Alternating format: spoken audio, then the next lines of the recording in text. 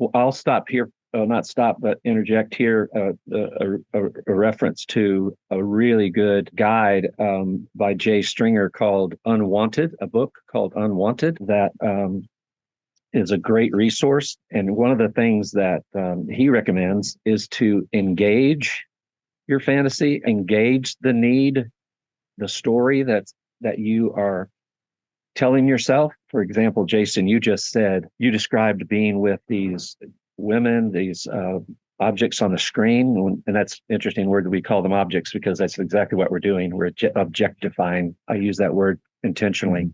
Yeah. We're objectifying these women. They're not humans in our experience, and we fantasize, and that's word is used intentionally too because it's just fantasy. But in the fantasy, in the imagination, we create a story that they think a certain thing about us.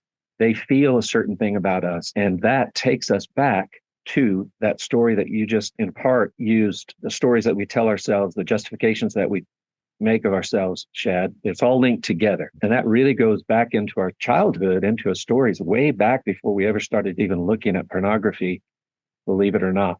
So what we've done is our fantasies, our sexual experiences are about ways that we find to make okay in some way painful experiences from our past, some sort of rejection, abandonment, either repetition of something that happened to us in the past or reversal of something that's happened to us in the past, and of course, some form of dissociation.